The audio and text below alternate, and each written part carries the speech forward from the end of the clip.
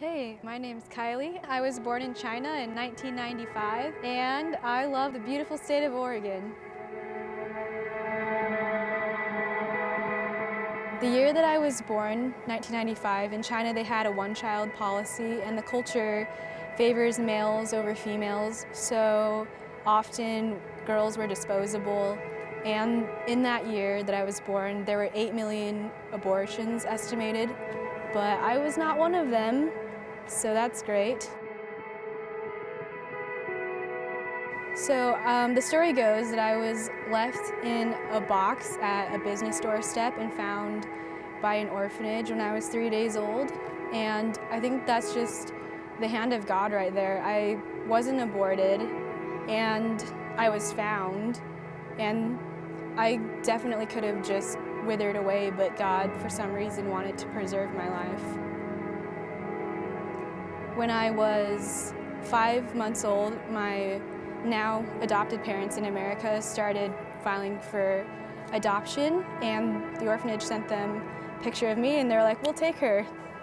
When I was 8 months old, my adopted parents came and picked me up from China, and the rest is history.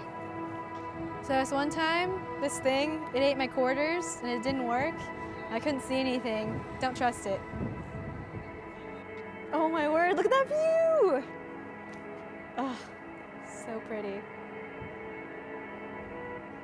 Hashtag God's creation, hashtag explore his earth. Hashtag I'm done.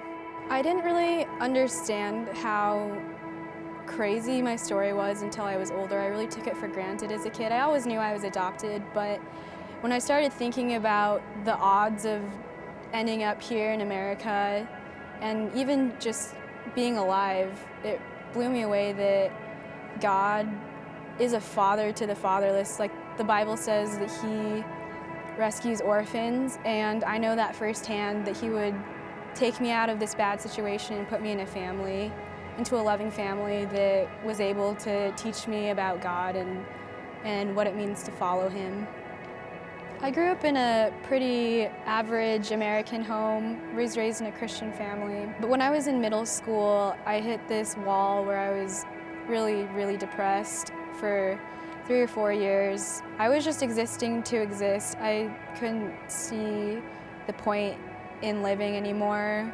But God came in and he just reminded me that he didn't bring me this far to do nothing with me, and that he has a plan and a purpose for my life, and he didn't take me from China to America just to drop me off and abandon me. When I was 13, I was putting on this Christian face at church and being really depressed at home.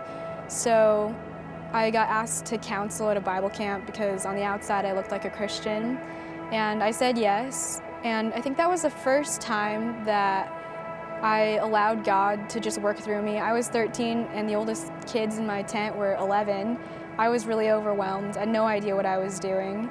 And God really saved the day there. And I think that was the first time that I experienced a true relationship where it wasn't all just legalism and me trying to please God to earn his favor, but I actually experienced him in a real, raw, powerful way. And everything changed from there.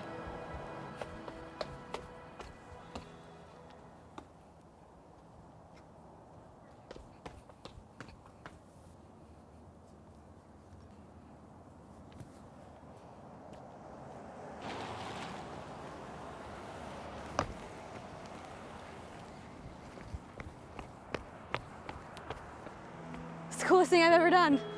So I grew up in Utah, and last year I went to a school in Wyoming, and I just kind of hit this wall again, this funk. I was having a lot of serious doubts just about my faith, but I heard about this school called Westside School of Mission Theology and Worship in Portland, Oregon, and it sounded like something I wanted to do.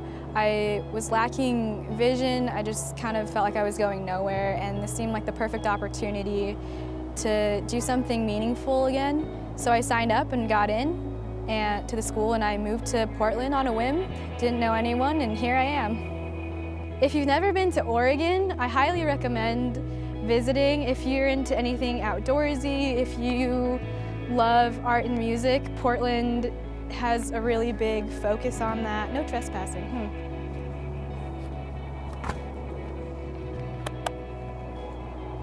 When I moved here, I didn't realize how powerful it would be in my life.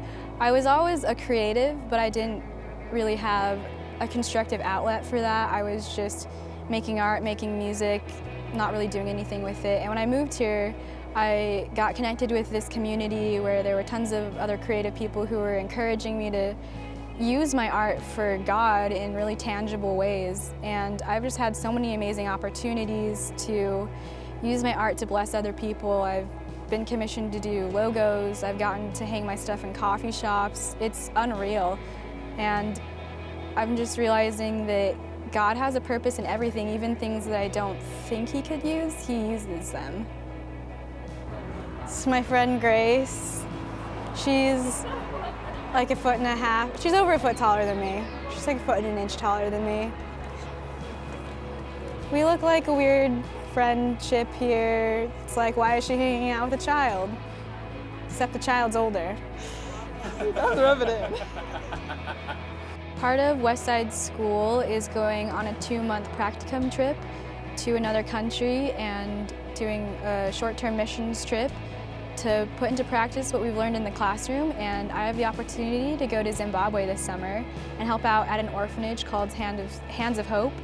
And I am so excited to see how God uses me in that situation, because that's where I came from, an orphanage, and just for Him to choose me to go back into that and be the hands and feet of Jesus and show His love to kids who have never been loved before, that's, wow, I have no words.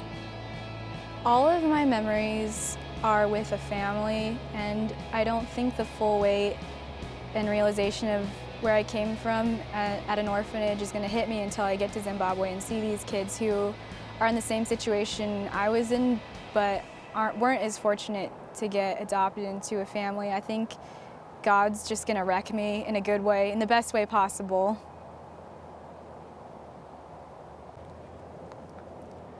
I'm really grateful to be alive. There were so many chances where that could have all come to an end, but God saw me out before I even could recognize Him or do anything in return.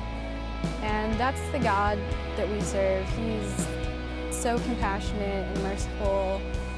Just because He loves us, we don't have to do anything to earn that. I was not aborted, but I was adopted. And even after that, I still struggled to find purpose in life, but Jesus swooped in and gave me new life and showed me that He has purpose in everything, in my art, in the little things, in the day-to-day. And I just really want other people to find that purpose that I've found. I survived, but it's not about surviving. It's about living that abundant life that Jesus promised us. So that's what I'm gonna do.